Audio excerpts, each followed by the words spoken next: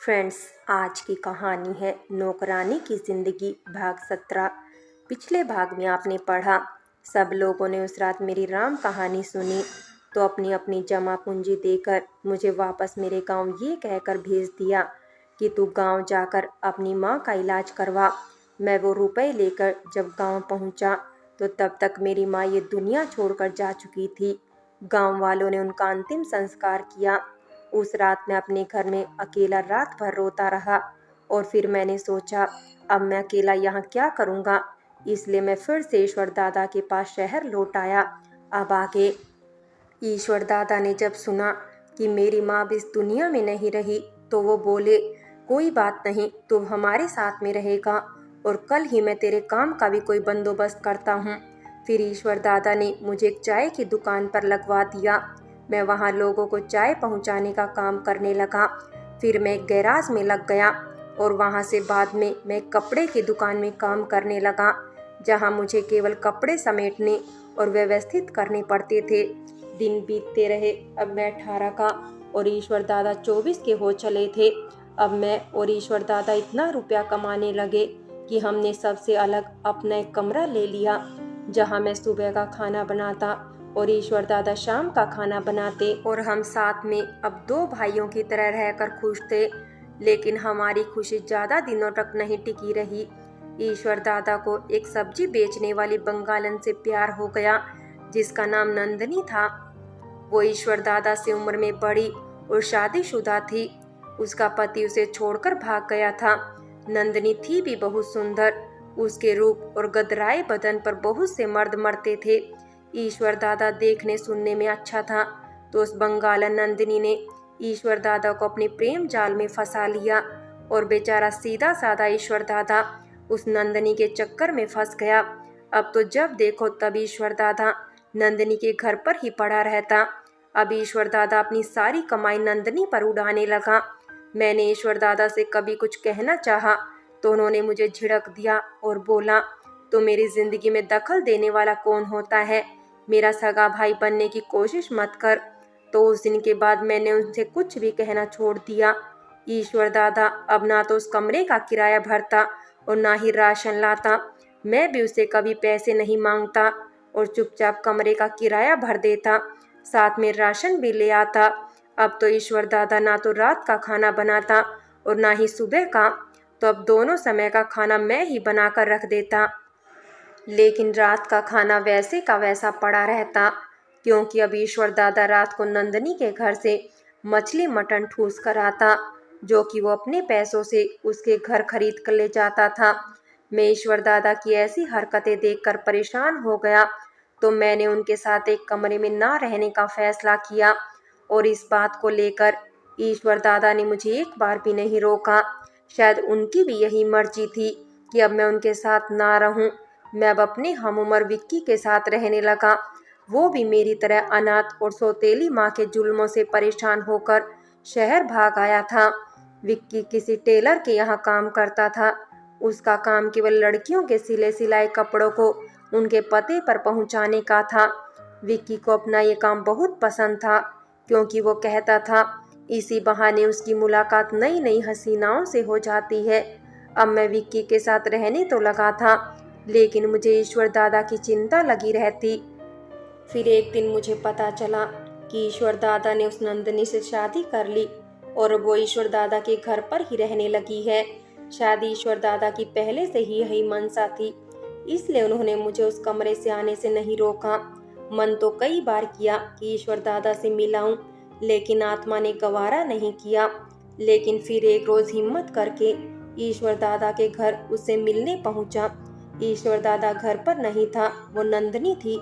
नंदनी ने मुझे इस तरह से देखा कि उसका इस तरह से यूं देखना मुझे अच्छा नहीं लगा। उसने घर के अंदर आने को भी कहा, लेकिन मैं नहीं गया, दरवाजे से ही लौट आया। दिन बीते। फिर एक रोज ईश्वर दादा मुझे रिक्शा चलाता हुआ सड़क पर दिखा। मैंने उसे रोककर हालचाल पूछा और उसकी सूरत की ओर देखा तो वो पहले से हट्टा कट्टा हो गया था, साथ में उसका बदन भी भर गया था। मुझे लगा बीवी का साथ पाकर वो शायद बहुत खुश है। अब मेरी चिंता दूर हो चुकी थी। ईश्वर दादा नंदिनी के साथ बहुत खुश है और मुझे क्या चाहिए था। मैं भी निश्चिंत होकर अपने कमरे में विक्की के साथ रह रहा था। फिर एक रोज विक्की को बहुत तेज बुखार हो गया। मैंने उसका रात भर ध्यान रखा, लेकिन बुखार नहीं उतरा। सुबह होते ही मैं डॉक्टर को घर बुला कर ले आया। उसने विक्की को देखा तो बोला, इन्हें तो टाइफाइड हुआ है, इनका खास ख्याल रखिए, नहीं तो मर्ज बदलकर पीलिया में परिवर्तित हो सकता है। मैंने डॉक्टर को धन्यवाद दिया और उनके लिखे हुए पर्चे के अनुसार दवाइयाँ ले आया। साथ में फल वगैरह भी ले आया। मुझे लग रहा था विक्की जल्दी से अच्छा हो जाए, लेकिन तब तक विक्की मुझे कुछ चिंतित नजर आया। तो मैंने उसकी परेशानी का कारण उससे पूछा, क्या हुआ, तू इतना परेशान क्यों है? मैं हूं ना तेरे साथ में, तू जल्दी ठीक हो जाएगा। तो वो बोला, यार बीमारी से परेशान नहीं हूँ, तू वो बंडल देख रहा है ना, उनमें सिले सिलाए कपड़े हैं जो ग्राहकों तक पहुंचाने हैं। उसने कोने में बनी अलमारी की ओर इशारा करते हुए कहा। तब मैंने उसे कहा, तू इतना मत परेशान हो, मैं दे आता हूँ ये कपड़े, मुझे तू बस पता बता दे जहाँ कपड़े पहुँचाने हैं। वो बोला, तू नहीं जाएगा ऐसी जगह पर, मुझे अच्छी तरह मालूम है। क्यों नहीं जाऊँगा भला, तेरे लिए इतना तो कर ही सकता हूँ मैं। मैंने कहा, यार वो रेड लाइट एरिया है ना, ये कपड़े वहीं पहुँचाने हैं। मुझे तो आदत है ऐसे लोगों से जूझने की, तुझे आदत नहीं है ना, इसलिए परेशान हूँ। विक्की बोला, कोई बात नहीं यार, मुझे कौन सा वहाँ जाकर कुश्ती लड़नी है, चुपचाप कपड़े देकर चला आऊँगा। मैंने कहा। फिर मैं विक्की को खिला पिलाकर उस एरिया में कपड़े देने जा पहुँचा। दोपहर का समय था, इसलिए भीड़ नहीं थी। मैं उस घर कहिए या फिर कोठा कहना ही ठीक होगा, तो उस कोठे के सामने रुका और सीढ़ियाँ चढ़कर ऊपर पहुँचा। वहाँ बीड़ी पीती हुई एक लड़की आई जो कि आधे अधूरे कपड़ों में थी। तो वो मुझसे बोली, कैसे मुंह उठाकर चला रहा है, अभी धंधे का टाइम नहीं है, सब लड़कियां सो रही हैं। मैंने कहा, मैं उस काम के लिए नहीं आया हूँ। तो वो बोली, बेटा पहले पहल सब यही कहते हैं। मैंने कहा, बहन जी आपको कोई गलत फहमी हो रही है। उसने जहाँ मेरे मुंह से बहन जी सुना तो जोर जोर से हंस पड़ी। फिर बोली, तू भोला है या बनने की कोशिश कर रहा है? मैंने कहा, बहन जी ये कपड़े देने आया था मैं, विक्की बीमार है, उसने भेजा है मुझे। तब वो बोली, ओ तो ये बात है। तब उसने जोर से सभी लड़कियों का आवाज़ देकर कहा, अरे सभी लड़कियों अपने अपने कपड़े ले लो, सिलकर आ चुके हैं।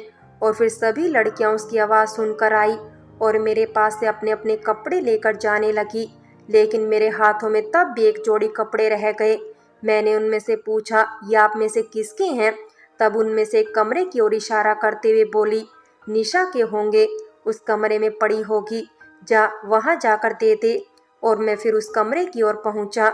मैंने दरवाजे पर दस्तक दी तो भीतर से आवाज़ आई, जो भी है अंदर आ जाओ। मैं कमरे में पहुँचा तो एक 16-17 साल की लड़की फर्श पर अस्त व्यस्त कपड़ों में लेटी एक किताब पलट रही थी। उसने जैसे ही मुझ अजनबी को देखा तो जल्दी से उठकर बैठ गई और अपने आंचल को ठीक करते हुए बोली, तुम कौन हो? मैंने कहा, ये आपके कपड़े देने आया था, विक्की बीमार है। मैंने उसे कपड़े दिए और मैं वापस चला आया, लेकिन उस लड़की की मासूमियत और भोलापन मेरी आंखों में बस चुका था। मैं जब कमरे पर पहुंचा तो विक्की ने पूछा, कपड़े पहुंचाने में कोई दिक्कत तो नहीं हुई ना? किसी ने कुछ कहा तो नहीं ना? मैंने कहा, नहीं, लेकिन मज़ा तो आया होगा ना इतनी सारी लड़कियों को देखकर। विक्की बोला, मैं तेरे जैसा लफंगा नहीं हूँ। मैंने कहा, अच्छा बेटा मुझसे छुपा रहा है, मैं लफंगा ही सही, लेकिन तेरी आंखें तो कुछ और ही बता रही है। विक्की बोला, ऐसी कोई बात नहीं है। मैंने कहा, वो तेरे गालों की लाली बता रही है कि कोई तो बात ज़रूर है। विक्की बोला, तू तो ऐसे ही मेरे मज़े ले रहा है। मैंने कहा, ना भाई ना, हम तो उड़ती हुई चिड़िया के पर गिन लेते हैं और किसी आशिक को सूंघकर बता देते हैं कि वो किसी के प्यार में पड़ा है। विक्की बोला, तू तो खामखा बातें बना रहा है। मैंने कहा, ना ना भाई, अब तो बता भी दे कि कौन है वो, शायद मैं उसे जानता हूँ। विक्की बोला। जब विक्की ने ऐसा कहा तो मुझे उस लड़की के बारे में जानने की उत्सुकता हुई और मैंने विक्की से पूछा, तुम निशा को जानते हो क्या? तब वो बोला, कौन निशा? वो जो गंगूबाई के कोठे पर रहती है, वही जिसके सिले हुए कपड़े तू आज देने गया था। मैंने कहा हाँ भाई हाँ वही। अरे वो तो बहुत नकचड़ी है, वो तो पत्थर मारकर ग्राहकों का सिर फोड़ देती है, बड़ी खतरनाक लड़की है। गंगूबाई इस कोठे की मालकिन है, उसकी मजाल है जो एक दिन भी निशा की मर्जी के बिना निशा से धंधा करवा ले। उसने तो एक दिन गंगूबाई को भी खूब धोया था, इसीलिए गंगूबाई अब उसके मुंह नहीं लगती। विक्की एक सांस में इतना सब कह गया, लेकिन शक्ल से तो ऐसी नहीं दिखती, वो तो बड़ी भोली भाली दिखती है, मासूम सी दिखती है। मैंने कहा यार उसकी शक्ल पे मत जा, वो बस देखने में ही मासूम है, एक नंबर की लड़ाका है लड़ाका। मैं भी उसे मार खा चुका हूँ, विक्की बोला। मुझे विक्की की बात सुनकर हंसी आ गई, तो विक्की बोला हंस मत भाई और उसके चक्कर में मत पड़, वो तुझे भी धो देगी। अब कुछ भी हो मैं उससे बात कर कर ही रहूँगा, मैंने कहा। तब विक्की बोला पागल हो गया है क्या, क्यों शेरनी के मुंह में खुद हाथ डालने की सोच रहा है। अब वो जैसी भी हो, लेकिन मुझे तो वो भाग गई है, एक बार उससे बात तो जरूर करके रहूँगा, मैंने कहा। अब तूने जानबूझकर कुएं में कूदने का सोच रखा है तो मैं कुछ भी नहीं कर सकता मेरे भाई, लेकिन कुछ हो गया ना तो रोते हुए मेरे पास मत आना, विक्की बोला। मदद तो तू ही करेगा मेरी उससे मिलने में, मैंने कहा। भाई मैं इस लफड़े में फंसने वाला नहीं हूँ, तू कहीं और फरियाद लगा, विक्की बोला। तब मैंने उसे भावनात्मक तरीके से पटाना शुरू किया और उससे बोला भाई तेरे सिवा मेरा इस दुनिया में है ही कौन और कहाँ जाकर फरियाद करूं, तू मेरे साथ है तो जिंदगी जीने की हिम्मत बंधी हुई है। अब तू भी मुझे ईश्वर दादा की तरह छोड़कर जाने की बात कर रहा है। मेरी बात सुनकर विक्की भावुक हो उठा और बोला यार अब रुलाएगा क्या, मैं भी तो तेरी तरह अनाथ ही हूँ, हम दोनों ही एक दूसरे का सहारा है। मैं तेरे जैसे दोस्त को खोना नहीं चाहता, मैं करूँगा तेरी मदद निशा से मिलने में। तब मैंने उसे कहा सच तू मेरे लिए करेगा तो कितना अच्छा है। तब विक्की बोला मैं जब तक ठीक नहीं हो जाता तब तक तो ये मुश्किल है। अच्छा ठीक है मैं तब तक इंतज़ार कर लूँगा, मैंने कहा। और ऐसे ही कई दिन बीते, मेरी सेवा से विक्की की सेहत में सुधार आने लगा। धीरे धीरे 2-4 रोज के बाद अब वो बिल्कुल ठीक होकर अपने काम पर भी जाने लगा था। फिर एक दोपहर वो मेरे पास आया जिस कपड़े की दुकान में मैं काम करता था वहाँ पर, और मुझे धीरे से आकर बोला भाई अपने मालिक से आधे दिन की छुट्टी मांग ले। मैंने उससे पूछा लेकिन क्यों, आज वो बाजार आई है, विक्की बोला। कौन बाजार में आई है, मैंने पूछा। वही जिसने तेरा चैन चुरा लिया है, निशा मेरे भाई निशा, विक्की बोला।